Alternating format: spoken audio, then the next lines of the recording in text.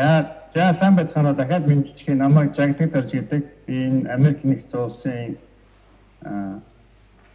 Миссури мужийн Колумбиа гэдэг хотод амьдардаг. Энд IBM гэдэг корпорацид ажилладаг. IBM гэхээр та нар монголчуудад ер нь нэлээд сайн мэддэг корпорац баха. Ер нь хүмүүсийн нүдэнд IBM гэхээр компьютераар төсөөлөгддөг, IBM компьютер хийдэг газар байдаг гэдэг тийм төсөөлөл ер нь дэлхийд даяар байдаг. Тэгэхдээ өнөө ихтэй бол IBM зөвхөн компьютер хийдэг биш, хамаагүй олон төрлийн үйл ажиллагаа явуулдаг, дандаа мэдээллийн технологийн чиглэлийн үйл ажиллагаа явуулдаг. Тэрний нэгэн хамгийн том хэсэг нь, хамгийн гол орлого олдог хэсэг нь GTS буюу Global Technology Service гэдэг одоо мэдээллийн технологийн үйлчилгээ үзүүлдэг тийм хэсэг байдаг. Тэр хэсэгт нь ажилладаг юм байна. За тэгээд нэгэн өнөөдрийн яг сошиал медиатай холбоотой сошиал бизнесийн чиглэлээр яриа хий гэж шийдэж бид нэр ярилцсан. Тэгээд ер нь бол би эдгээр IBM компанид ажилладаг ч гэсэн IBM компаниг төлөөлж хийж юм ярьдаггүй. IBM компани өмнөөс ямар нэгэн зүйлийг хэлдэггүй. Энэ одоо миний ярьж байгаа яриа жишээ тэр бүгдээрээ бол IBM-ийн компани зүгээс хэлж байгаа зүйл биш. Миний өөрийн хувийн бодол, хувийн үзэл санаа, өөрийн харсан туршлагаар илэрхийлж байгаа миний өөрийн үг юм байна. Өөрөөр хэлбэл IBM компани тухай зарим нэгэн зүйлийг би ярина гэсэн үг. Тэрнээс энэ бол IBM компани албан ёсны байр суурь ерөөсөө биш. Би IBM-ийн өмнөөс нэг ширхэг өгч дуурах хэрэггүй. Тийм хүн зөвхөн би биш, IBM-ийн бүх ажилтнууд бүгдээрээ зарим нэгэн мэдээлэл өгдөг ажилтнуудыг тооцоос бусад бүх ажилтнууд бүгдээрээ IBM компани төлөөлөх хэрэггүй байдаг. За энэ бол бас нэг сошиал медиа, сошиал бизнес барууны томоохон компаниудад ямар хэмжээнд байдгүй, ажилчид нь яаж хэрэгэлдэг үү гэдгийг харуулж байгаа нэг жишээ юм байна. Тийм учраас энийг би зориуд ингэж та нарт тайлбарлаж хэлж ярианыхаа өмнө орууллаа. За тэгээд сошиал медиа хэрэгэл өнөөдөр одоо бүх хүмүүс ер нь зөвхөн Америкт гэхгүй, зөвхөн баруунд гэхгүй, зөвхөн Монголд гэхгүй хаасаагүй бүгдээрээ мэддэг болсон байна. Монгол сошиал медиа хэрэглэхээс гадна Монголын програм хангамжид өөрсдөө сошиал медиа хэрэгжүүлсэн тийм системийг бий болгосон байна. Тэрний нэг томоохон жишээ нь бол томоохон бизнес компани бол Business Network компани. Тэгээд Business Network-ийн захирал Жавхатай өнөөдөр ингээд цогтой лекц уншиж ярих гэж байгаадаа би бас маш их баяртай байгаа. Business Network гэдэг маань одоо Монголда бол миний ойлгосноор, миний бодож байгаа бол хамгийн том social network-ийн компани. Технологийн талаас ч тэр хүмүүст хүрсэн бизнесийн маркетингийн талаас ч гэсэн хамгийн том нохоо. За тэгэхээр Монголд байдал ямар байдгүй, social бизнесийг хэрхэн хэрэглэдэг гэдгийг манай Жавхан маань сайхан тайлбарлаж ярих баг. Миний хувьд бол би энд байж байгаа хүмүүс, гадна байж байгаа яг одоо энэ мэдээллийн технологи өндөр хөгжсөн Америк дотор байж байгаа энэ Америкийн амьдрал, мэдээллийн технологийн амьдрал дотор буцаж байгаа хүний хувьд эндээс байдал ямар байдаг вэ гэдэг талаас нь зарим нэгэн жишээ хэлж ярив. За тэгээд ярьж байгаа хавцтай би зарим нэг дэлгэцээ солиод дэлгэцээ үзүүлээд явчих. За тэгэхээр миний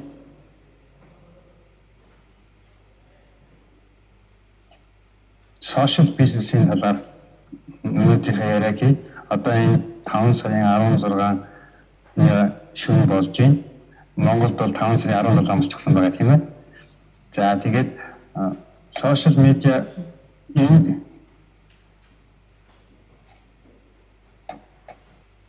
ярианыхаа хүрээнд би өнөөдөр юу ярих вэ гэхлээр сошиал бизнесийн талаар ярихынхаа хажуугаар бид нар яг одоо юу хэрэгжилж яаж ингэж хоорондоо холбогдож байгаа вэ гэдгийг жоохон товчхон тайлбарлая. Та нар бүгдээ сая харсан байх би ингээд шууд ярьж өөрийнхөө дүрсийг хийж байгаа харуулж байгаад өөрийнхөө одоо дэлгэцийг та нартай би шеэр хийгээд буюу өөрийнхөө компьютерийн дэлгэцийг та нарын өмнө гаргаж харуулж байна.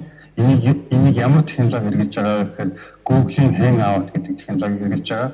Энэ Google-ийн Hangout гэдэг технологи програм болохоор өөрөө Google Plus гэдэг томоохон програмын дотор ордог нэг дэд бүтцийг бий болгодог нэг хэсэг юм байна. Энэ Google Plus гэдэг маань юу вэ гэхээр Google Plus гэдэг чинь өнөөдөр энэ монголчуудын хамгийн их өргөн дэлгэр хэрэглэдэг Facebook, Twitter-тэй адилхан тэднэртэй өрсөлдөөж хэмжээний social networking, social business-ийн хэрэгсэл бас нэг томоохон хэрэгсэл.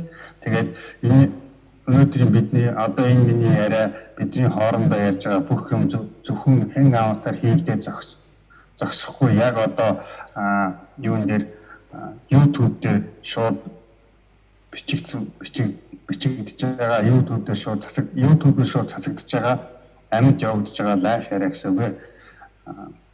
Тэгэхээр энэ жишээ гэхээр энэ бол бас нэгэн төрлийн social business-ийн social media-гийн жишээ. Бид нэг төрлийн social media-гийн хэрэгслийг хэрэглээд ингээ хоорондоо ярилцж байна гэсэн.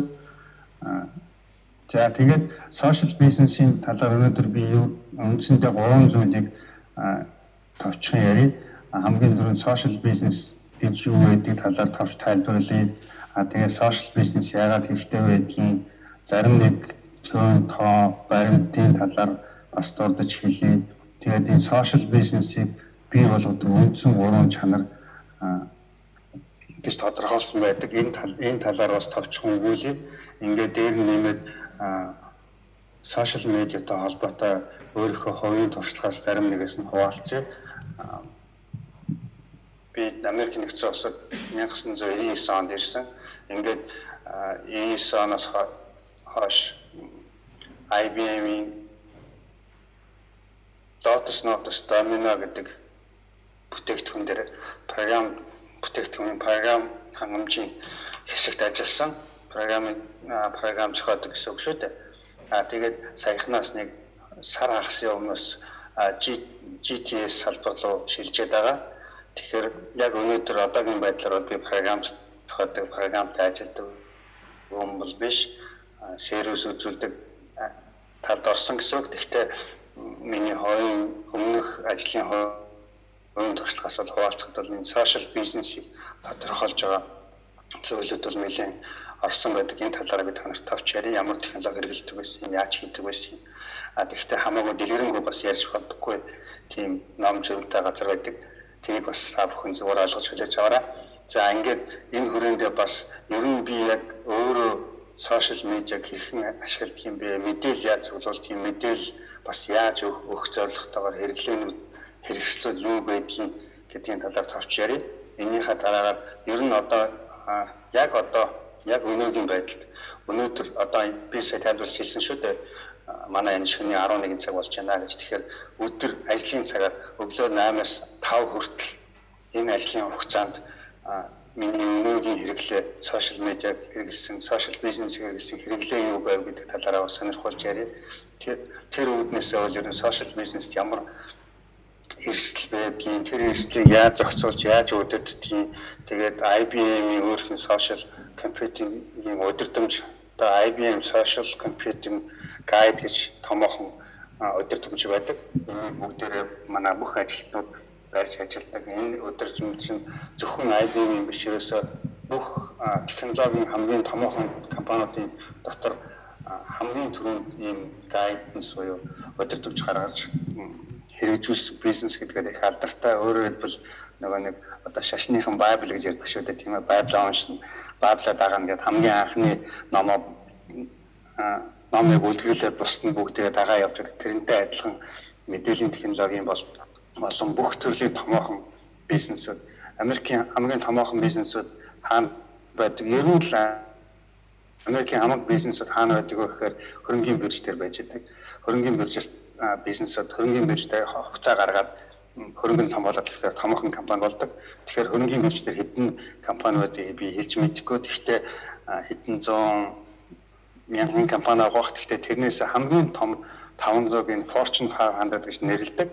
Тэгэхээр энэ Fortune 500 гэдэг компани дотроос хамгийн түрүүнд энэ Fortune 500 гэдэг компаниудын хэмжээнд одоо стандарт болгож мөрдүүлэх хэмжээний тийм баримт бичиг удирдамжийг хамгийн түрүүнд гаргаснаар их алдартай болохоор энэ талаар товч ярих гэж бодсон. За ингээд дээр нь өнөөдрийн миний яриаг дэлгэрүүлээд цааш нь ямар номнууд уншиж болох вэ, ямар вебсайтууд орж үзэж болох вэ гэдэг талаар товч хэлнэ. За ингээд дараагийн слайд. Одоо миний дараагийн слайд харагдаж байна уу? Сонсогдож байна уу миний яриа таад? Юу яач? Талаар тайлбарлаж ярив. Энэ social business гэж юу гэдгийг тодорхойлдог би IBM-ийн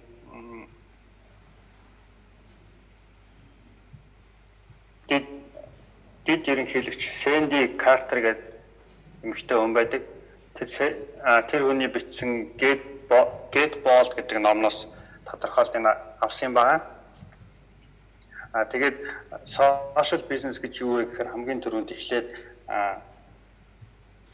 одоо бид нар Монголд өөрсдөө жишээ нь та нар юу гэж төсөлдөг social business одоо social network гэхээр ихэнхдээ Facebook-ээр юм уу эсвэл Twitter дээр байж байгаа эсвэл business network дээр байж байгаа өөрсдөө үзүүлж харуулж байгаа зүйлийг social business гэж тодорхойлж байгаа бох тийм ээ.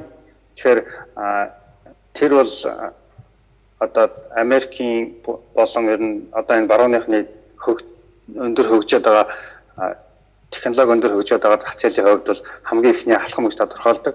Өөрөөр хэлбэл social media-гийн боломжтой бүх хэрэгслүүд одоо LinkedIn, Google, Facebook тэднэрээс одоо өөрийнхөө бизнес хэрэг болохоор боломжтой бүх хэрэгслүүд тэгээд тэр хэрэгсэл дотор ямар арга технологи хэрэглэж болдгийг жишээ нь Facebook дотор өөрийнхөө юм бусдад хүргэхийн тулд ямар технологи хэрэглэдгийг, ямар арга хэрэглэдгийг, ямар зайл хэрэглэдэг чинь гэдэг юм уу эсвэл ямар байдлаар хандаж бичих юм бол хүмүүст илүү хүрдэггүй эднэр гэсэн тийм технологиуд байдаг тийм ээ. Тэр бүгдийг нэгдүгээр бүгдээр ингэ хэрэглэх хэрэгтэй. Гэхдээ тэрүүгээр зогсохгүй тэн дээрээ нэмээд одоо бизнесийнхаа бүх л салбарт хэрэглэх хэрэгтэй. Өөрөөр хэлбэл бизнесийнхаа бүх салбарт хэрэглэх хэрэгтэй гэдгийг тодорхойлж тайлбарлах юм бол юу гэсэн үг вэ гэхээр хүмүүс одоогийн байдлаар ер нь хүмүүс биш ихэнх бизнесүүд өнөөгийн байдлаар бол social networking гэхээр тэрийг компанийнхаа маркетингийн эсвэл social media-гийн гэдэг хоёрхан тодорхойлолтоор заалчдаг. Social networking гэдэг чинь ерөөсөө маркетингтэй хамаатай продактаа хүмүүст яаж илүү хүргэх үү, үйлчлэгээ хүмүүст яаж магтах уу, хүмүүст яаж бүтээгдэхүүнээ хүргэх үү гэдэг нэг тийм маркетингийн юм уу худалдааны нэг арга зам ямаал гэж тодорхойлж хараад байдаг. Тэгтэл тэрнээс илүүгээр бүр бүх салбартаа одоо хүнийхээ компанийн дотоод хүний нөөцийн асуудалт, хүмүүсийгээ сургах асуудалт, хүмүүс хоорондоо мэргэжил нэгтэй хүмүүс хоорондоо мэдлэгээ солилцох боломжийг бүгдээрийн цогцоор ингээд бүх салбарт хөргөж өгөх. Тэрнээс гадна одоо жишээ нь ингээд машин үйлдвэрлэдэг Toyota корпорацийг та нар бүгдээрээ мэднэ тийм ээ. Toyota корпорац яадгүй гэхээр нэг хүн одоо хамгийн сайн ажилтан ч юм уу нэг тодорхой ажил эрхэлсэн хүн нэг өдөр өвдөд ажилдаа ирээгүй байх юм бол тэр хүний ажлыг хоронд нөхөд хийж чаддаг зөндөө олон хүмүүсийг угаасаа бэлдсэн шууд ажил нь ямар ч зогсолтгүйгээр нон стоп энд хэлэх юм байна. Тийм байдлаар өргөжүүлж чаддаг. Тийм арга технологиг хамгийн түрүүнд менежментийн одоо нэг бизнесийн удирдах гэдэг тийм ээ. Бизнес менежмент гэдэг онлын үүднээс бүр бий болгоод lean management гэдэг арга гаргаж ирсэн. Тэрүүгээр их алдартай компани. Тэгэхээр тэр lean management-ийг салбарынхаа бизнесийнхаа бүх салбарт хөрвүүлж хэрэгжүүлж чадсан тийм хамгийн түрүүнд хэрэгжүүлээд дараагаар нь тэрийг бусад том компаниудад нэвтрүүлж байгаа тийм компани. Тэгээ манай IBM миний ажиллаж байгаа GTS ч гэсэн Toyota-гийн lean management гэдэг юуны удирдах аргыг хэрэгжилж нэвтрүүлдэг тийм газар юм байгаа IBM дотор. Тэгэхээр яг тэрнтэй адилханаар Toyota тэгж хийж чадсантай адилханаар ямар ч бизнес social медиаг өөрийнхөө бизнесийн бүх хэсэгт бүх хүмүүст хүргэж чадчих social бизнес бол хоёр дахь нөхцөл бүрдэнэ. За ингээд хоёр дахь нөхцөл гарч ирсний дараа чинь гурав дахь нь юу гарч идэг вэ гэхээр компанийн доторх болон гаднах бүх үйл ажиллагаанд одоо сошиал медиа нэвтрэх гэсэн үг. Тэр нь юу хийж байгаагаар би түрүүний хэлээдсэн хоёр дахь шат гэж хэлээдсэн компани дотоод бүх салбарт нэгжид нь сошиал медиа хүргэнэ, нэгжүүдийг сошиал болгож чаднаа гэдэг маань бол компани дотоод ажиллагаа. Энд томоохон компани бизнесүүдийн мэдээллийг дотор нь хэд ангилдаг. Дотоод мэдээлэл, гадаад мэдээлэл, яг тэрнтэй адилхан дотоод үйл ажиллагаа, гадаад үйл ажиллагаа гэж ангилдаг. Дотоод үйл ажиллагаа дотроо л үлддэг. Энд компани ихгүй жишээ нь одоо нөгөө нэг кинонд дээр гардаг шүү дээ. Лас Вегас болсон үйл явдлын нууц нь Лас Вегастаа л үлддэг гэж. Яг тэрнтэй адилхан компани доторх үйл ажиллагааны бүх мэдээлэл компани дотроо л үлддэг. Хязгаарч гадагшаа харддаггүй. Технологи ямар компаниг маргааш худалдаж авах гэж судалж гин үү, ямар компанид ямар гэрээ байгуулах гэж гин үү, ямар бүтээгдэхүүн ямар үнэ тавих гэж гин үү гэдэг нь зөвхөн компани дотор байдаг. Компани тэр мэдээлэл өөрөө хамгаалж явах хэрэгтэй, хадгалж явах хэрэгтэй, нууцлж явах хэрэгтэй тийм зүйлнүүд. Тэгэхээр тэр бүгдээрийн сошиал болгоно гэдэг маань олон түмэнд ил нэгтэй паблик болгоно гэсэн үг биш. Компани дотроо сошиал болгох. Компани доторх үйл ажиллагааг сошиаллах. Тэрнтэй адилхан гадагшаага бусдад юу хөрвж өгөх ёстой вэ?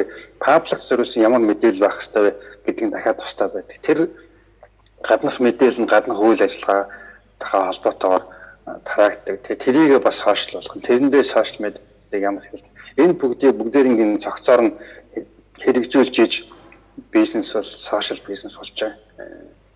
Тэрнээс одоо юу гэдгийг би нэг жижиг бизнестэй байлаа. Ном бичдэг, тэгээд ном зардаг бизнестэй байлаа. Ингээд нөгөө номондоо зориулж нэг вебсайт хийгээд тэрийгээд Twitter дээр бичээд би ийм номын тухай бичсэн, энэ өстой сайхан ном та нар худалдаж аваарай гэд тэгээд Facebook дээр бас пэйж нээгээд Google-ээр дамжуулж номоо худалдаад ингэснээрээ би сошиал бизнес болж байгаа хэрэг бол биш. Би сошиал медиаг өөрийнхөө бизнес ашиглаж байгааг ашиглаж байгаа. Гэхдээ сошиал бизнес болж чадахгүй байгаагийн шалтгаан түүний миний хэлдэг бүх нэгжтэй бүх салбартаа номыг бичиж байгаа, номыг үүсгэж байгаа, хэвлэж байгаа, хянаж байгаа бүх хүмүүс сошиал хэрэгслийг хэрэгжүүлж чадах хэмжээнд босныхаа дараа л бизнес сошиал болж байна гэж үзнэ гэж ийм тодорхойлтыг Сэнди Картер хэлсэн байдаг. Ингээд томоохон компани болгон өөрсдийн сошиал бизнесийн стратегийн плантай байдаг, зарим нь аль шатандаа явж байгаа гэдгийг нийтэд зарладаг, зарим нь зарлдаггүй. IBM-ийн хувьд бол энийг смарт технологи гэж нэрлэж байгаа. Ер нь IBM-ийн одоо рекламны маркетингийн хэллэг нь бол дандаа смарт ухаалаг гэдэг юм болсон шүү дээ. Өмнө нь бол Think гэдэг юм байсан. ThinkPad гэдэг компьютерээр нь IBM-ийн хүмүүс их олон мэддэг байсан тийм ээ. Тэр нь ThinkPad гэдэг компьютерээс үүссэн биш. Тэр компьютер хийгээс өмнө 1800-аад оны төгсгөд 1900 онд төгсөж явах үед IBM компани анх байгуулж явах үедээ хүмүүсийг хамгийн түрүүнд юу хийх ёстой вэ? Тэгэхээр бизнесийн тулд хамгийн түрүүнд юу хийх ёстой вэ? Хамгийн түрүүнд сайн бодох хэрэгтэй. Think гэдэг тим өөрөө гаргаж ирж тим онл компани өдөртгөн онл гэх юм уу тийм зүйлийг гаргаж иж хэрэгжүүлсэн. Тэрийг өөрөө Think гэдэг тийм брэнднтэй явж ирсэн. Дараагаар нь Big Blue гэдэг брэнднтэй болсон. Одоо болохоор Smart гэдэг. Тэгээд бүх зүйлийг смарт болгох хэрэгтэй. Smart ертөнц бий болгох хэрэгтэй. Smart засаг захиргаа бий болгох хэрэгтэй. Smart хүмүүсийг смарт болгох хэрэгтэй гэдэг тийм маркетингийн өөрөө хэрэгэлдэг. Тэр нь болохоор яаж смарт болгож байгаа юм бэ гэхээр смарт хүмүүс нэг алдаа гаргадаггүй тийм ээ. Эсвэл алдаа гаргасан ч гэсэн газар дээр нь дорн засч чаддаг. Ахаад гаргасан алдаагаа давтдаггүй. Тэрнтэй адилхан хот community иргэн тойрон дэлхийн ертөнц тэр чигээр ямар нэгэн алдаа гаргадаггүй, ямар нэгэн муу юм хийдэггүй. Тэрнээс урчилж хамгаалж чаддаг. Алдаа гарахаас төрүүлээд тэрийг мэдрээ зогсоож чаддаг тийм болох хэрэгтэй гэсэн тийм санаа явуулсан байна. За ингээд миний яриан донд одоо үндсэн гол нэг сошиал бизнес гэж юу гэдгээс ингээ хайлаад өөр тийшээ яваад байна бах. Тэгэхээр зарим тохиолдолд буцаж ярианда орох нь зөв баха тийм ээ. За тэгээд сошиал бизнес яагаад хэрэг болж байгаа вэ гэхээр ерөөсөө аливаа бизнесийн хамгийн чухал хамгийн гол юм нь юу байдаг вэ гэхээр нөгөө нэг бизнес менежмент гэдэг талаас нь харах юм бол бизнес администрашн гэдэг талаас нь харах юм бол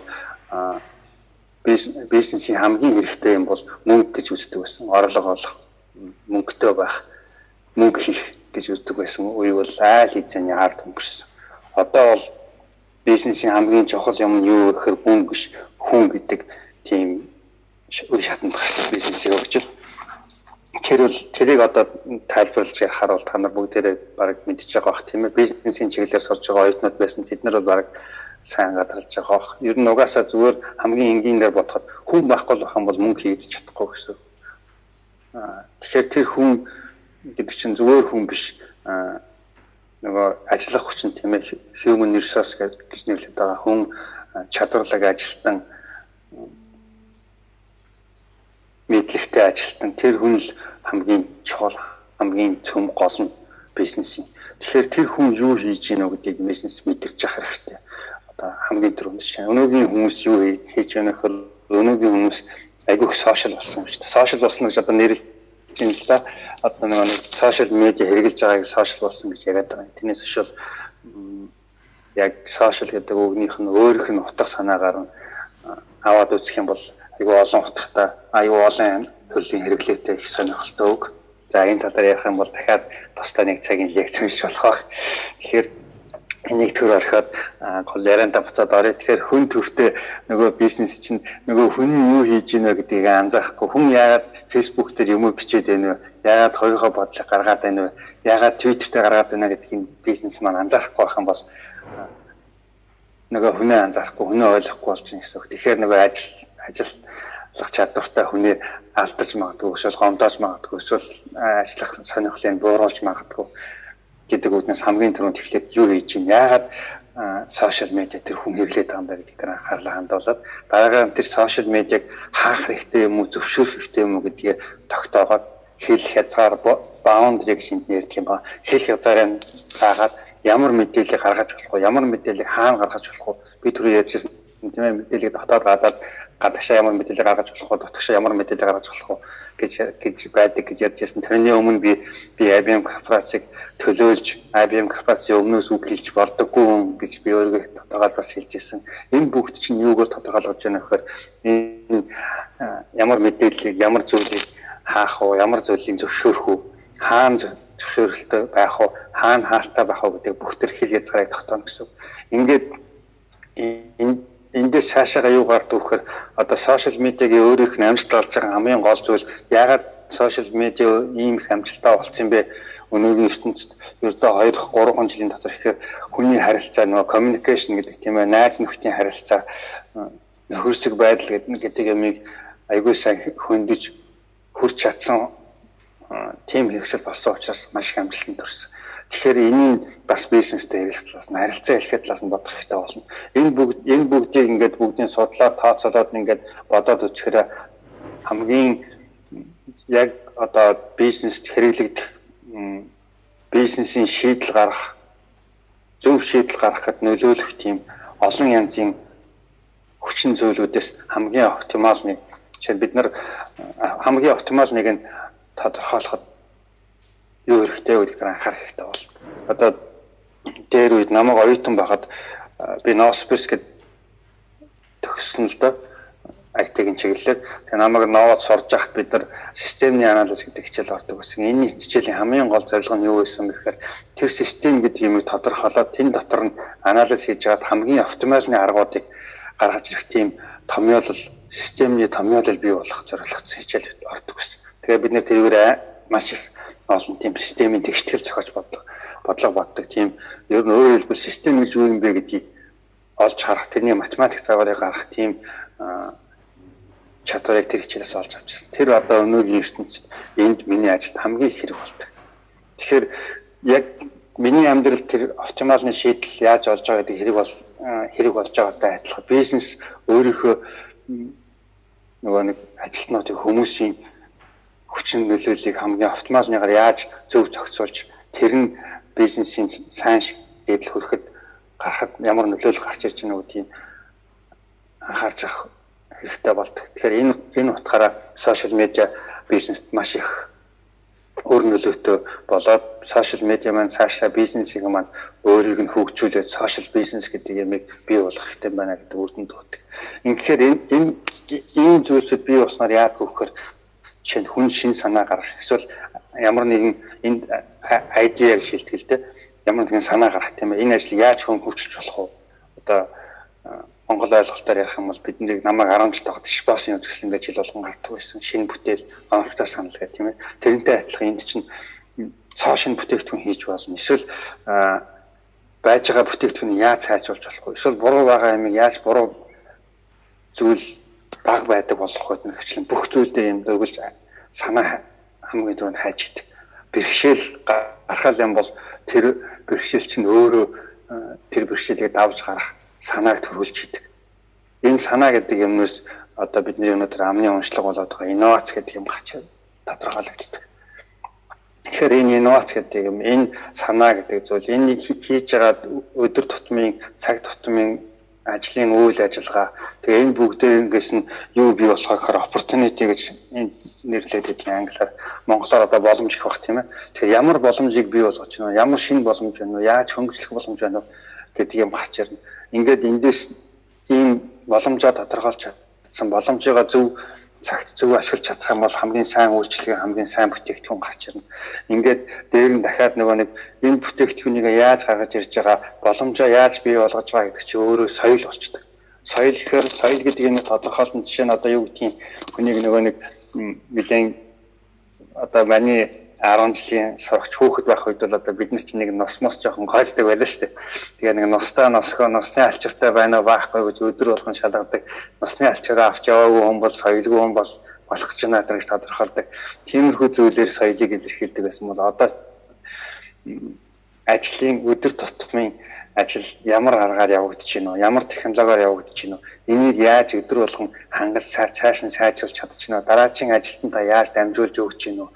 Босод цог ажилд хүмүүстээ яаж тэрийг дамжуулж байна уу? Босд хүмүүсээс яаж сайн аргыг авч гэнэ үү гэдэг юм чи өөрөө эргүүлээд ингээд ажлын соёл гэдэг юм бий болгочихж байгаа. Энэ ажлын соёл, энэ мэдлэг, энэ бүтээгдэхүүн боломж бий болгож байгаа, санаа төрүүлж байгаа, санаа төрхийг өгөөшүүлж дэмжиж байгаа бүх үйл ажиллагаанууд бүгдээрээ ямар юм дээр 3 юм дээр зангилагддаг вэ гэхээр одоо knowledge гэж байгаа, мэдлэг гэдэг тийм ээ. Мэдлэг, технологи, инновац гэдэг 3 юм бий болгодог. Бүх зүйлүүд. Эдгээр ингээд бүгдээрээ хүнийгээ тойроод эхлэхээр сошиал энэ бүгдээрэнд нь сошиал медиаг тусгаад сошиал медиа хэрэгжүүлээд одоо би жишээ нь 28 хүнтэй тиймд ажилладаг. Пул гэж бид нэрлэдэг юм байна. Тэгэхээр энэ 28 хүн бид нар хоорондоо ажлынхаа 8 өдрийн ажлын 8 цагийг илүүтэй ажиллаад илүү цагтаа бүгдээрээ хоорондоо чөлөөтэй ойлголц, чөлөөтэй сошиал байх тийм нөхцөлийг зүгээр зэвсэг суугаас гадна онлайнаар ч гэсэн тусдаа байхдаа ч гэсэн сошиал байх одоо мэдж байгаа юмгаа бие биендээ хэлж өгөх ийм их нөхцөлийг бүрдүүлэх одоо сошиал юмыг бий болох заашгүй шаардлага гарч ирдэг. Тэрийг бүрдүүлж чаддаг. Тийм учраас IBM гэдэг тийм нэртэй сүртэй сайн бүтээгдэхүүн гаргаж чаддаг. IBM корпорац өөрөө сошиал бизнес болж чадсан байдаг. Тэгэхээр би өөрийнхөө ажиллаж байгаа ажлаасаа жишээ аваад IBM гэж яриад байна л да. Тэрнээс биш хамгийн мундаг нь IBM ганцаараа гэсэн ойлголт ерөөсөө байхгүй. IBM-ийн өрсөлдөгч компаниуд Microsoft-ийн, Google-ийн, AT&T-ийн бүгдээрээ л өөрсдийн нөхцөл тохирсон өөрсдийн сошиал бизнесийг бий болгож чадсан баг. Тийм учраас бид нар бүгдээрээ топ бизнесүүд гэж нэмээр нэрлэгдэж. Топ бизнес гэснээс би нэг зүйл энд бэлдсэн байсан. Цаг үйл би жоохон хазаагаад тэр бэлдсэн юугаар скрин харуулъя.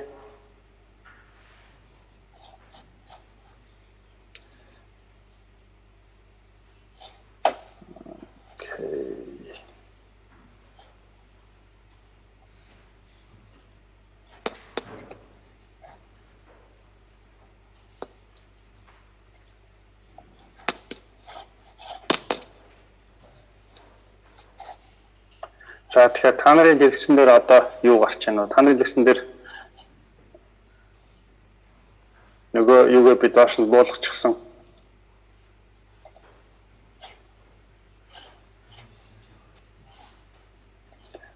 үзүүлж ирсэн слайдаа болгоцсон болохоор би өөрөө гарч байгаа бох тийм ээ. За тэгэхээр би одоо дахиад нэг өөр скрин шеэр хийгээд хий.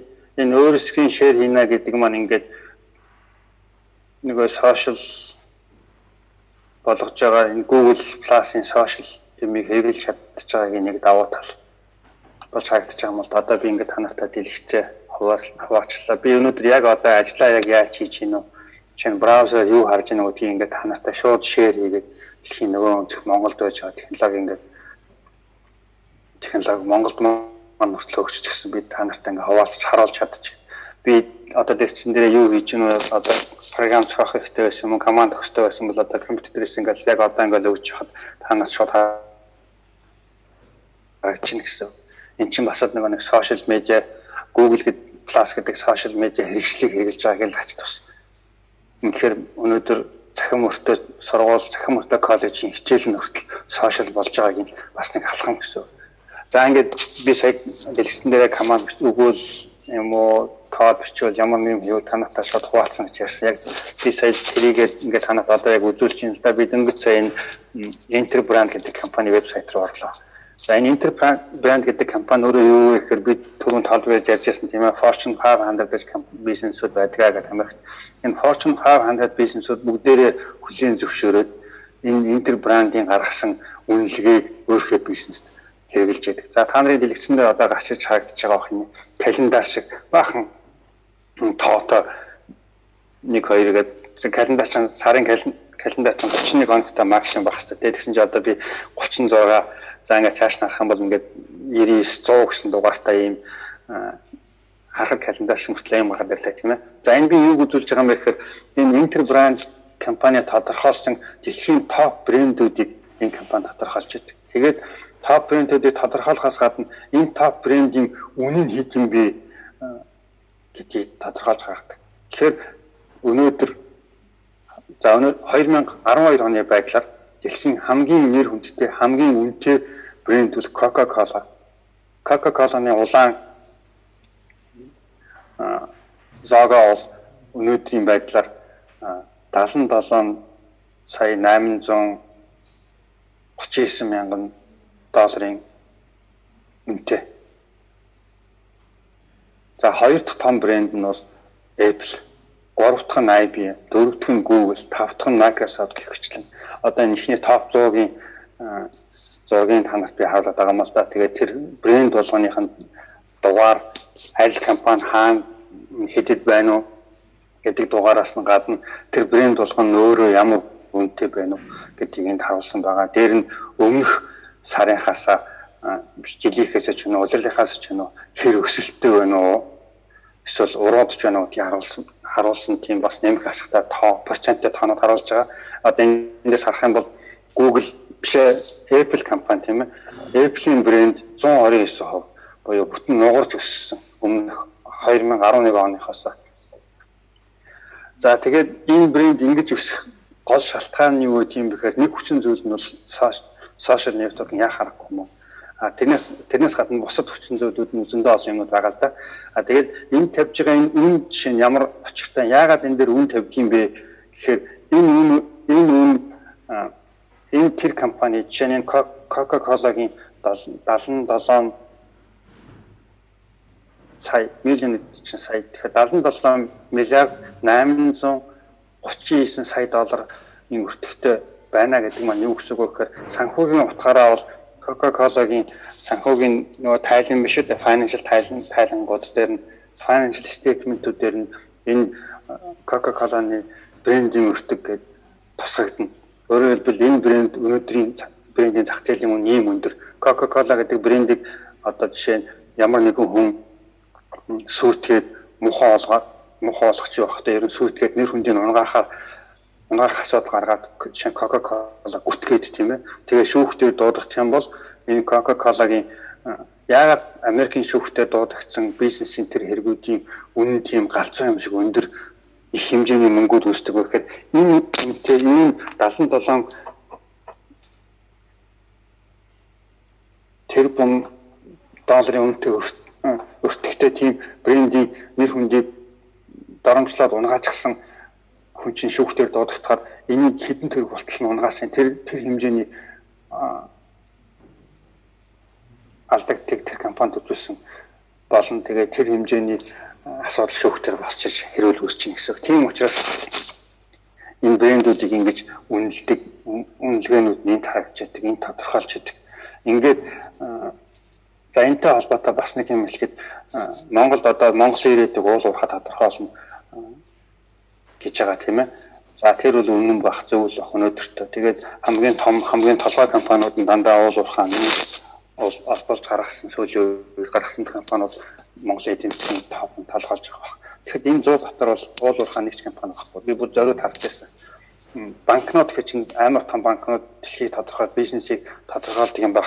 Бизнесийн хамгийн том нь хамгийн лаг нь банк байдаг юм баг гэдэг. Энэ брэнд бизнес нь банк том байдаг л баг. Гэхдээ бизнесийн банкны бизнесийн хамгийн том брэнд нь энэ хаана байж байна вэ? HSB 30, JP Morgan 32 дээр байж. Энээс өмнө банкны бизнес, санхүүгийн бизнес байхгүй юм тийм үү? Монгол салбараа нээснээр юу өртөөний алдартай том дэлгүүрч 17-д явж байна. Ихэнх технологийн компаниуд IBM, Google, Apple, Microsoft гэдэг. Тэгэхдээ Coca-Cola гэдэг ундаа байдаг компани нэгд явж байна. Хамгийн топ брэнд нь Coca-Cola. Тэгээд араас нь технологийн биш компани чинь GE явж байна, McDonald's явж байна, Toyota явж байна, Mercedes-Benz явж байна, BMW явж байна, Walt Disney явж байна гэх мэтчлэн. Тэгэхээр манай Монголд бас эдийн засаг зөв хөгжөөд нөгөө нэг хөрөнгөний бирж маань хөгжөөд брендинг гэдэг юм зөв гараад ирэх юм бол бас нэг иймэрхүү тогтолцоо гарчиж харагдах гэж гэдэг юм хэлэхэд би нэг тайлбарлаад бахан яриад байгаа юм л да. Тодорхойлох юм бол эрүүл зах зээл гэдэг маань ер нь дөр төрх нэг иймэрхүү байдалтай харагдах хэрэгтэй хаал гэж хэлсэн. За тэгээд энэ бахархал болоод байгаа олон брэндүүдийг бий болгодог ажилтнууд дотор монголчууд зөндөөг. Apple компанид монгол хүн ажиллаж байна. IBM монгол хүн ажиллаж байна. Google монгол хүн ажиллаж байна. Microsoft монгол хүн ажиллаж байна. Samsung монгол хүн ажиллаж байна. Intel монгол хүн ажиллаж байна. Cisco монгол хүн ажиллаж байна. HP монгол хүн нэг хүн байсан одоо сайн мэдэхгүй. Amazon монгол хүн байдаг. Oracle би сайн мэдэхгүй байна. Гэх мэтлэн. Тэгэхээр сая миний байдаг гэж хэлсэн хүмүүс нь зүгээр байдаг биш. Дандаа IT-ийн чиглэлийн мэрэгчлээ тэр мэрэгжлийн ажлыг хийдэг хүмүүс. Тэгэхээр цахим мөртөө коллежийн оюутнууд IT-ийн чиглэлээр суралцдаг гэнэ тийм ээ. Тэгэхээр би яагаад энийг зориуд ингэж хэлж байгаа юм бэ гэхлээр Монгол хүмүүст ийм боломж байна. Цахим мөртөө коллежийн оюутнуудын өмнө ийм боломж байна. Энийг Монгол хүмүүс хийж чадчихээн, ажиллаж чадчихээн. Ийм үнэтэй брэндүүдийг тэр хүмүүс бий болох хөдөлмөр гаргаж чадчихээн. Та нар ч гэсэн энийг хийж чадна гэдгийг хэлэх гэж хэлье гэж бодсон юм. За тэгээд түүнийхээ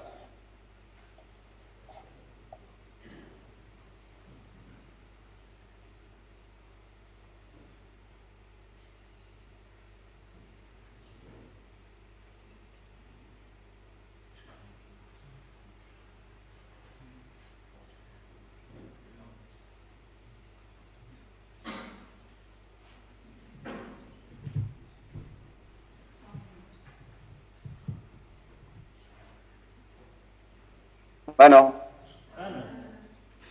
За сая тасарч юм одоо. Хаана явж байгаа би тасарч юу? Ганцаараа их удаа яриад байв. Дөнгөж саяхан тасарав. Үгүй саяхан сая тасарсан. Ерөөсөө нэг 2 секунд. За.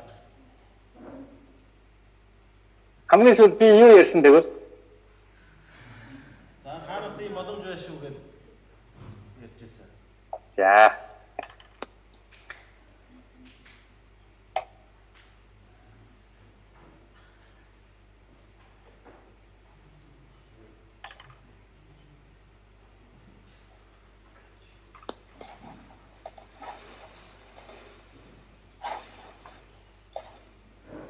За тэгвэл юуруугаа буцаад орё тийм ээ. Гол social business-ийнхаа яриалга буцаад орё. За ингээд дараагийн слайд маань гарч иж байна тий. За зарим нэгэн тоо хэлэх юм бол тоо баримт зүгээр товчхон тоо баримтын дурдчих. 2012 онд компаниуд дэлхийн томоохон компаниудын CEO гэдэг чинь гүйцэтгэх захирал тийм ээ толгой захирал тийм ээ Chief Executive Officer гэдэг чинь 64 улсыг хамруулад 18 салбар дотор 1700 томоохон захирлуудын донд явуулсан судалгаанаас энэ тоог авсан юм л да. Тэгэхээр энэ ямар зүйл байсан бэ гэхээр энэ 1700 захирал маань судалгаанд оролцоод энэ 1700 захирлын ердөө 16% нь өнөөдөр сошиал медиа хэрэглэдэг гэдгийг бол юм зөвшөөрсөн. Ердөө 16%. Тэр том дэлхийн хамгийн том 1700 захирал гэж хэлж болно тийм ээ. Тэгэхээр энэ юу хэлж байгаа нөхөр нэг талаар хангалттай хэрэгжилж байгаа юм шиг харж байгаа ч гэсэн нөгөө талаас бол сошиал медиагийн өшөө хөгжих боломжийг харуулж байгаа. 16% нь одоо хэрэгжилж байгаа юм бол үлдсэн 84% нь хэрэглээд эхлэх юм бол ямар их олон бизнес, ямар их шийдвэр гаргадаг удирдлага, ямар их олон бизнес сошиал медиагийн, сошиал бизнесийн салбарт оролцох, ямар их хэмжээний мөнгө тийшээ орох гэдэг нь тодорхойлогдно гэсэн. Тэгээд энэ судалгаанаас бас нэг тоо авч үзсэн ойрын 3-аас 5 жилийн дотор энэ 16% маань 57% болж ирсэн гэсэн таамаг байна. Тэгэхээр 3 дахин 4 дахин өснө гэсэн үг тийм үү? Тэгэхээр эн чинь ийм их хэмжээний мөнгө, ийм их хэмжээний эдийн засаг, сошиал медиа нэгэн тойронд эргэлтнэ гэсэн үг юм байна. За энэний өмнө жил хийсэн бас нэг судалгаа байгаа. CIO гэдэг маань одоо компаниудын технологиг хариуцсан захирал гэсэн үг л дээ. Тэгэхээр технологиг хариуцсан захирлуудын донд явуулсан судалгаа 3000 захирлуудыг топ захирлуудаас энэ судалгаа явуулахад тэр захирлуудын гатсан үр дүн нь юу гэхээр тэр топ 3000 компани 55% нь өнөөдөр өөрсдийн тийм сошиал медиа хэрэглэх стратегтэй гэдэг үр дүн гарсан. Тэгэхээр энэ маань бас юу гэж байгаа вэ? Сошиал медиагийн бас л өсөлтийг бас л чадварыг харуулж байгаа нэг үзүүлэлт. За энэс гадна дахиад нэг энэ судалгаа энд байна. Pew Research гэдэг энэ Америкийн consumer одоо хэрэглэгчийн түвшний мэдээллийг цуглуулдаг хамгийн том судалгааны төв. Энэ төвөөс гарсан судалгаанаас үзэж байхад бол өнөөдөр энэ дэлхий дээр амьдарч байгаа насан туршидын гэхдээ онлайн насан туршидын гэж онлайн гэдэг маань өөрөөр хэлбэл одоо Сүхбаатар аймгийн Дайрганг суманд амьдарч байгаа малчин өвөө онлайнаар холбогддог болохоор энд таалагддаг гэсэн үг л дээ. Тэгэхээр онлайнд холбогдсон насан туршидын 66% нь сошиал медиа хэрэглэдэг. Тэгэхээр энэ юу гэлж юм гэхээр ийм том зах зээл тийм олон хүмүүс сошиал медиа хэрэглэдэг хүмүүс байна гэсэн. Бүх насан туршидын гэдэг маань юу гэлж юм гэхээр насан туршсан хүмүүс чинь өөрөө мэдэж шийдвэр гаргадаг одоо decision maker хүн шүү дээ тийм ээ. Юу худалдаж авах уу, юу хэрэглэх үү гэдгийг ямар нэгэн хүнээс асууж биш өөрөө тодорхойлж өөрөө худалдаж авдаг. Тэгэхээр тэр хүмүүсийн 66% нь сошиал медиа хэрэглэж байна. Тэгэхээр бизнесүүд тэр 66% хүрэх тэр хүмүүст хүрэх хэрэгтэй. Сошиал бизнес тэгж хөгжих хэрэгтэй гэдгийг харуулдаг байгаа. Судалгаа гэж үзэж байгаа. За энэс гадна бас нэг үзүүлэлт би энэ сонгож авсан болохоор юу юм гэхээр 81 оноос 80-аас 2000 онд төрсэн хүмүүс бол бүгд сошиал медианууд хэрэглэдэг. Энэ хүмүүсийн амьдралд нь бүр одоо миний амьдрал юу гэдэг вэхээр би телевизээр үздэг. Сонин уншдаг. Цаасан сонин уншдаг. Би өөрхийн амьдралыг цаасан сонингүй телевиз үзэхгүйгээр кино задагт очиж кино үзэхгүйгээр ийм уруу юмгүйгээр би төсөөлж чадахгүй. Миний амьдралын хэв маягийн уруу юм. Танаас ихэнх ч гэсэн Монгол тийм байна. За яг оюутан хүүхдүүд сонин цаасан сонин уншихгүй л байна.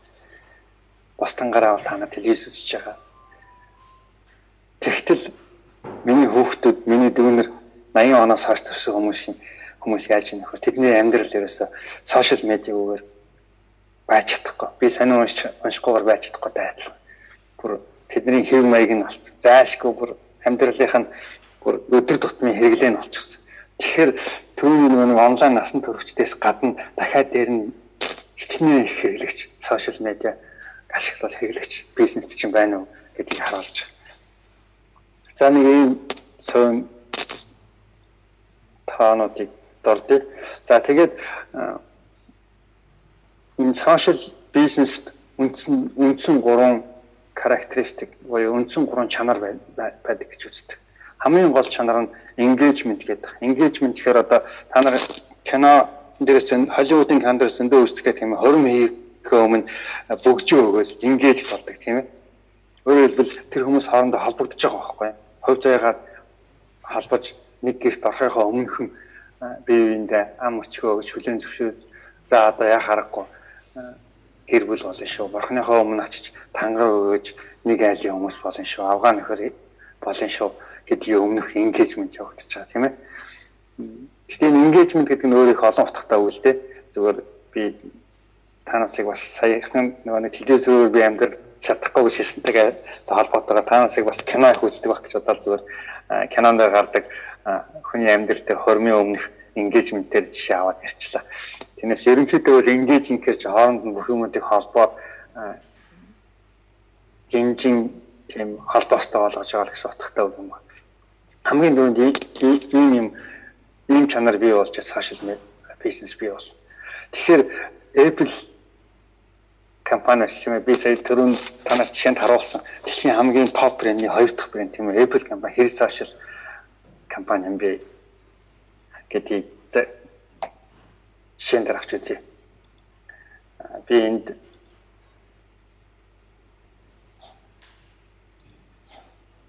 дахиад нэг хэлэх санаатай хуваалцъя.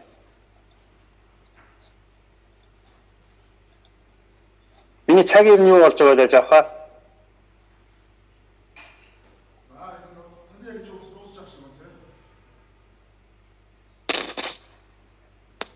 За тэгэхээр Apple одоо iPhone гэдэг хүн болсон iPhone бариад зөндөө юм болж байгаа ш тийм ээ. iMac гэж яриад. Тэгэхээр энэ компани Twitter хуудсыг би танаас нь дэлгэсэндээ харуулж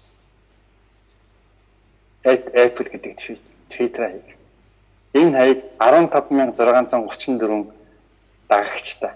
Тэгэхдээ нэг ч хүний нэг ч газрыг дагадаггүй, нэг ч твит хийж байгаагүй энэ хаяг.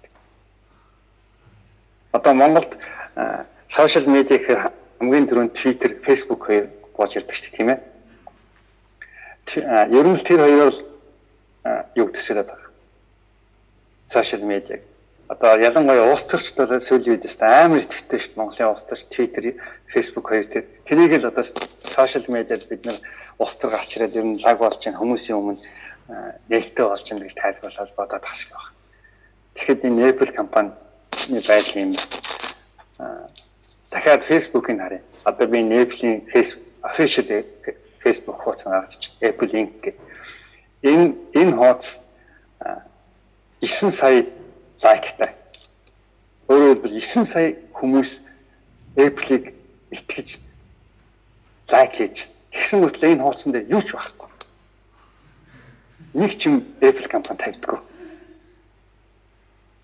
Тэгээд тавихгүй юу ч баахгүй байхад нь 9 сая хүмүүс лайк хийж. Хэрвээ юм тавьдаг байсан бол энэ 9 сая 9 тэрбум 9 миллиард хэд ч биш магадгүй байна. Тэгэхээр энэ хоёр юмнаас харахад Twitter, Facebook гэдэг бидний өнөөдөр ярьдаг сошиал медиа тодорхойлдог хамгийн том хоёр компани энэ сайтыг харахад Apple-ийг харахад Apple сошиал бизнес биш юм шиг байгаа. Тэгээд яагаад Apple-ийн брэнд нэм өгөнтэй? Яагаад тэгвэл Apple сошиал бизнес мөн болоход гэж. Энэ хоёр сошиал бизнес тодорхойлдог байл гэдэг товчхон санааг биелэх гээд үзэл. Яагаад мөн бэ гэхээр Apple компани өөрийнхөө вебсайтны өөрийнхөө одоо би танаас дэлгэсэндээ харуулж байна. Энэ support хэсэг рүү яваад орохоор энэ support хэсэг дээр видео хичээл байгаа. Apple-ийн бүтээгдэхүүнийг яаж хэрэглэж болох гэдэг ном нь байгаа, заавар нь байгаа. Тусламж тэтгэн зөөж болох заавар бүх юмуд нь бүгдээ онлайн ингэ байж. Тэрнээс гадна хамгийн чухал сошиал бизнес болгож байгаа чухал юм нь юу вэ гэхээр communities гэдэг сайт байдаг. Apple-ийн. Энэ communities гэдэг сайтн дээр юу байдгүй гэхээр Apple хэрэглэдэг хэрэглэгч нар бүгдээ энэ сайт руу холбогдож байгаа. Би юундээ тусалж идэг. Тэгэхээр хамгийн том бизнесуудын хамгийн зардалтай хамгийн хэцүү салбар нь юу гэдэг вэ гэхээр хэрэглэгчийг дэмжих, хэрэглэгчийг саппорт их дэмжиж явах тэр хэсэг нь хамгийн их зардалтай байдаг. Өөрөөр хэлбэл хэрэглэгчийг бэлдэх. Тэгэхээр энэ Apple энэ communities гэдэг сайтыгаа бий болгосноор яасан бэ гэхээр хэрэглэгчийг бэлдэх зардлыгаа эрс багасгасан. 3 дахин багасгалуу 30 дахин багасгасан байлаа. Яаж тэгж багасгасан бэ гэхээр мөнгө зүгээр хэмнэсэн биш. Хэрэглэгч нар нь өөрөөр хэлбэл энэ community-ийн мемберүүд нь бие биенийгээ саппорт хийгээд бие биендээ зааж өгөөд Apple тэрэнд мөнгө зарцуулах хэрэггүй болсон. Энэ утгаараа бол Apple хамгийн том social business болж чадсан. Ягаад тэгэхээр social community бий болгож чадсан байхгүй. Хоёр дахь ингэж community бий болгож чадсан бизнесийн жишээ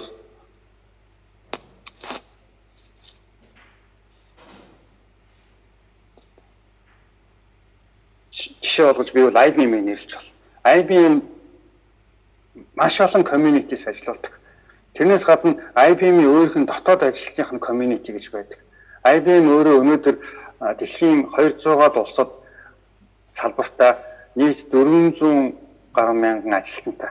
Тэр 400 мянган ажилтнууд нь хоорондоо холбогддог community, хүчнээ янзын community байдаг. Энэ нөгөө нэг IBM дотоод интернет дотор байж байгаа. Гадагшаа гаргадаг мэдээлэл, паблик мэдээлэл нь биш. Паблик мэдээлэл зориулсан community бас өчнөө олон байдаг. За тэгээд IBM-ийн community-ийн талаар ярих юм бол дахиад нэг ном бичих ч юм уу эсвэл нэг цагийн яриа болж байна. За тэгэхээр энэ юмнууд нь юу гэдэг вэ гэхээр хэрэглэгч нарыг, бизнесийнхаа харилцагч нарыг бүх одоо хүмүүсийг хооронд нь холбож engage болгож чаддаг. Энэ хамгийн чухал хэсэг social business юм. Social business-ийн хоёр дахь чухал хэсэг нь болохоор transparency гэж нэрлэдэг. Тунгалагшилна гэж монголоор яриад байгаа ш тийм ээ. Бүх юм нэрт харагддаг болдог. Гэхдээ энэ бол social business-ийн хамгийн хүнд чанар, хамгийн хэцүү чанар. Яагаад тэгэхээр түрүүн би тайлбарласан тийм ээ. Бизнесийн мэдээлэл хоёр хэсэг байна. Гадныхан зориулсан хэсэг байна. Дотоод мэдээлэл байна гэдэг. Энийг хооронд нь хольж утгаж болохгүй тийм ээ. Өөрөөр хэлбэл манай монголчууд open source нээлттэй болох хэрэгтэй, бүх юм share хийх хэрэгтэй гэж яриад байдаг. Тэгтэл юу share хийдэг юм бэ гэдэг тэр boundary-га тогтоохгүй юм бол бүх юм share хийгээд байх юм бол бизнесийн нууц байхгүй ч болд юм уу, эсвэл нийгмийн нууц байхгүй ч болд юм уу. Улс төрөөр ярих юм бол нөгөө нэг улсын юу гэдэг вэ? Хар хайрцагны бодлого гэдэг тэр чинь чалга болд юм уу? Бүх юм тунгалаг байж болохгүй шүү дээ. Тунгалаг байх хэрэгтэй юм, тунгалаг байна, байхгүй юм нууцлалтай байх хэрэгтэй болно. Тэгэхээр тэр нууцлалыг хамгаалах хэрэгтэй болно. Нууцлалыг технологи зориулж security гэдэг юм хийх хэрэгтэй болно. Энэ бүгд чинь бүгдээрээ юуг бизнес social business-ийн эрсдлийг бий болгодог. За энийг зөв зохицуулаад гаргаад эхлэх юм бол agility бизнесийн овсгыг бий болгож чаддаг. Social business чинь. Тэгэхээр би түрүү хэлсэн том бизнесүүд, social бизнесүүд болж чадсан. Жижигүүд нь зөвхөн одоо юу гэдгийг Facebook дээр хот пэйжтэй болчиход social болж байгаа биш юм шүү гэж би хамгийн анх хэлжсэн тийм үү. Тэр нь юу юм бэ гэхээр тэгж болсон бизнес сайн. Facebook дээр пэйжтэй болоод хэрэглэгчтэй хүрч чадж байгаа, sales-ээ нэмэгдүүлж байгаа, худалдаагаа өргөжүүлж байгаа компани бол сайн. Тэгэхдээ тэр одоо энэ хамгийн сүүлчийн энэ 3 дахь овсгоо гэдэг чанарын бүрэн хэмжээгээр нь хэрэгжүүлж чадахгүй. За тэгэхээр энэ овсгоо гэж юу хэлж байгаа юм бэ гэхээр opportunity буюу боломжуудыг маш ихээр нэмэгдүүлдэг. Тэр нэмэгдүүлэх юм гарч ирнэ. Түрүүн зах зээлийг би тоогоор статистик тоогоор хийсэн тийм үү? Хэдэн 65% хэрэглэн тийм ээ. Тэдэн сая хүн өдөр тутмын амьдралынх нь бүр хэрэглээний зүйл болсон эднэр гэдэг. Тийм ол том зах зээл өмнө нээж өгж байгаа тийм боломжийг бий болгож өгч байгаа social бизнес чинь. Тэгэхээр энэ тэр боломжууд тэгж нэмэгдээд дээр нь шийдвэрээ амар хурдан гаргах хэрэгтэй. Тэгэхгүй бол бусад бизнес өрсөлдөгч нь зүгээр хараад хүлээгээ сууж явахгүй шүү дээ. Бүгдээрээ л тэн дээр оролдоно. Бүгдээрээ л зүтгэн, бүгдээрээ л тэр том зах зээлээс чанга гიშгэж авахыг бодно. Тэгэхээр хэн төвийн шийдвэр гаргасан. Гэхдээ тэр нь хэн зөв шийдвэр гаргасан тэр нь л илүү болчихно. Энийгээ дагаад зөв шийдвэр гаргахын тулд мэдээлэл хамгаалж явахын тулд эрсдлээ зөв тооцоолж явахын тулд бизнесийн чинь үр дүн гарсан үр дүн юу өсгдөг вэ гэхээр хариуцлага өсгдөг. Хариуцлага ихтэй байх юм бол нэг продакт гаргаад юм уу нэг бүтээгдэхүүн үйлдвэрлээд юм уу нэг үйлчлэгээ хүнд үзүүлээд тэнийг эргүүлээд хариуцлага хүлээж чадахгүй байх юм бол ямар ч нэмэргүй л гэсэн. Одоо нэг муу юм хийхэд 10 сайн юмыг элбэг дараад муу нэр тардгаа гэдэг энэ хариуцлага дээр жишээ шийдэж болох юм. За ингээд ер нь өнөөдрийнхээ лекцийг дуусгах ямар ер нь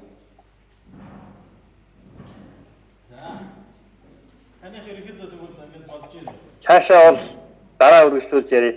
Одоо би ингээд товч юмнуудаар слайдуудаа товч ингээд гүйлгээ харуулахад бол бас нэг хэдэн юмнууд байх шиг л байна. Гэтэ ер нь яриаг өнөөдөртөө дуусгах тийм ээ. Та ядаас асуулт юу байна вэ? Явхад маань ер нь ярих цаг маяг ер нь юу үлдчихв? Агүй. Ер нь ингээд нэг их таны ярианы эхний хэсэг ингээд боллоо гэдэг.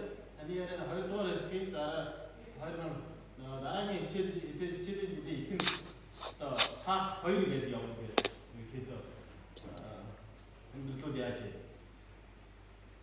За тэгээ. За ер нь өндөрлөхийнхээ өмнө тэгвэл part 2 ямар хөө байдалтай байж болох вэ гэдгийг би нэг бас нэг жишээгээр харуулчих танаа. Захин мөртөө сургуулийн ирээдүй гэх юм уу? Ирээдүй биш, ерөөсөө энэ өнөө үеийн гэсэн.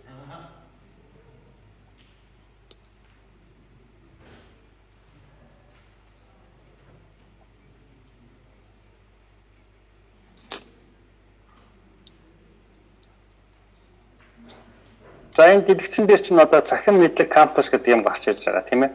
Тэгэхээр энэ онлайн кампусыг ашиглаад би мөшийн Монгол Улсын их сургуульд хичээл заадаг. Entrepreneurship and Innovation гэдэг хичээл заадаг юм байна. Тэгэхээр энэ хичээлийгээ дараа жил захин өртөө коллежид заах бодолтой байгаа. Тэгээд тэр хичээл яаж явагддаг гэхээр би танарт товчхон ингээ харуулчих. Ердөө эндээс ингээд энэ бол бас л сошиал медиа хэрэглэж байгаа гэх юм уу, сошиал болгож байгаа нэг арга л да. Хичээл онлайнаар явагдчихна гэсэн. Маш товчхон харуулхад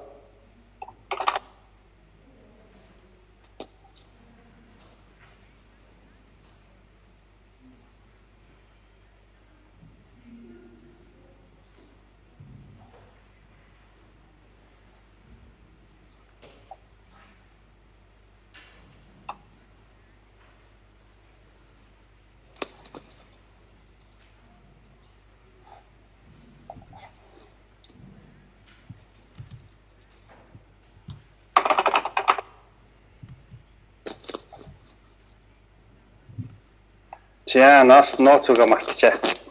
За ерөнхийдөө юу үзүүлэх гэсэн бэ гэдгээ тавчаад тайлбарчаад байна. Энэ кампус руу ингээд яваад орохоор би өмнөх бүх хичээлүүдийн одоо нэг семестр хичээл ороод дуусчихад юм уу? Дараагийн семестр дахиад шинэ оюутнууд орно тийм ээ. Тэгэхээр өмнөх бүх оюутнуудын бүх сургалтууд нь эндээ хадгалаастай байж байдаг. Тэрнийг дараагийн оюутнууд орж харж үздэг, харж болдог. Өөрөөр хэлбэл юу юм бэ гэхээр түрүүний тэр би IBM ямар communities байдгүй Apple-ийн юугээрээ хөнгө хэмнээд communities байгуулж чадсан бэ гэж тавчхан хэлсэн жишээ тэгээ төстөгөөр ингээд оюутнуудын суралт энэ хичээлийг сурж байгаа оюутнуудын community гэдэг юмыг энэ сайтыг тойруулаад бий болгочихж байгаа юм. Тэр оюутнууд яаж яах вэ гэхээр дахиад дараагийн оюутан адилхан хичээл авч байгаа гэсэн өмнөх оюутны бичсэн юмыг хийсэн даалгаврыг, хариулсныг нь, бодсныг нь, бичснийг нь хараад тэрнтэйгээ адилхан хийж болохгүй гэсэн шинэ оюутан байна. Нэг талаас илүү чаленжин буюу илүү сорилттой, илүү хэцүү болж байгаа. А нөгөө талаас өмнө оюутнууд юу сурсан, юу хийсэн, юу бичсэн, юу харуулсан, юу үзүүлсэн гэдгийг үзнэ гэдэг чинь өмнө оюутнуудын олж авсан мэдлэгийг эндээсээ бас олж авч юм гэсэн. За бас дахиад 3 дахь өмнөх оюутнаас та тэрийг яаж хийж ирсэн, энийг яаж хийж ирсэн, энэ дээрээ туслаад өгөөч гэхэд асуух тийм боломж бий гарч ирнэ гэсэн.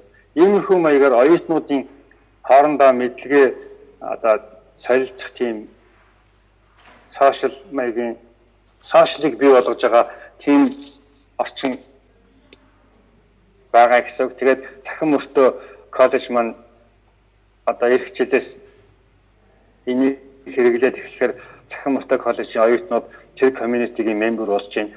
Бага газаасаа үл хамааран тэн дотор байж байгаа мэдлгүүдийг оюутнууд авч чаддаг болно гэсэн их мэтлэн маш олон тийм гоё өнгөлөг ээдвэтэй юмуд харгалж болно гэдгийг тавч хэлье.